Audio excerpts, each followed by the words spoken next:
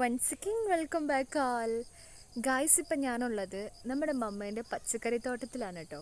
അപ്പോൾ അവിടെ എന്താണ് എനിക്ക് കാര്യം എന്നായിരിക്കും നിങ്ങളിപ്പോൾ ഓർക്കുന്നത്.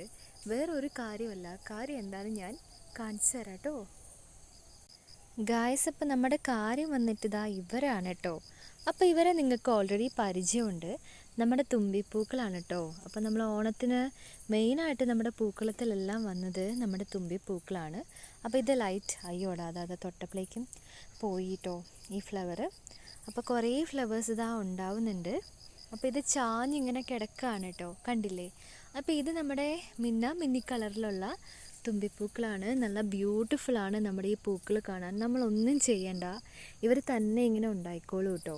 വെള്ളമൊക്കെ ജസ്റ്റ് നമ്മളൊന്ന് കൊടുത്താൽ മാത്രം മതി. മഴ പെയ്യുന്നതുകൊണ്ട് പിന്നെ വെള്ളം കൊടുക്കേണ്ട കാര്യമില്ല കേട്ടോ.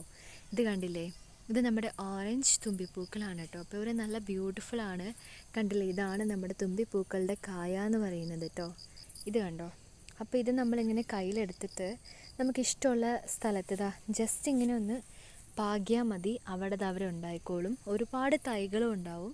അതുപോലെ ഇവരുടെ പ്രത്യേകത എന്താണെന്ന് ചോദിച്ചാൽ മോസ്റ്റായിട്ടും ഫ്ലവേഴ്സ് ആയിരിക്കും കേട്ടോ. അപ്പോൾ അത് ഇവിടെ ഇഷ്ടം പോലെ ഉണ്ട്. ഇവിടെ തുമ്പി മാത്രമല്ല, കൂടെ നമ്മുടെ ഈ ചെണ്ടുമല്ലി ടൈപ്പ് ഫ്ലവറും കൂടെ വന്നിട്ടുണ്ട് കേട്ടോ. ഗായ്സ്, അപ്പോൾ ഇത് മുഴുവനും നമ്മുടെ തുമ്പിപ്പൂക്കളുടെ തൈകളാണ്. അപ്പോൾ നമ്മുടെ മമ്മ ജസ്റ്റ് പാകി കൊടുക്കുന്നതാണ് കേട്ടോ. അപ്പം നമ്മുടെ മമ്മേൻ്റെ പച്ചക്കറി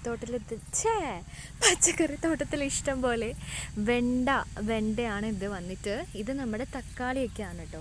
അപ്പോൾ അതാ ഞാനിതല്ലേ കാണിക്കാൻ വന്നത്. ഇതാ ഇഷ്ടം പോലെ പൂക്കളാണ് കേട്ടോ ഈ ഒരു ഭാഗത്ത്. അപ്പോൾ ഇങ്ങോട്ടേക്ക് വെങ്ങാനേ പറ്റില്ല, കാരണം ചേമ്പും ചേനയും എല്ലാം ഉണ്ട് കേട്ടോ. അപ്പോൾ മോസ്റ്റാണ് നമ്മുടെ ഈ ഫ്ലവേഴ്സ് എല്ലാം.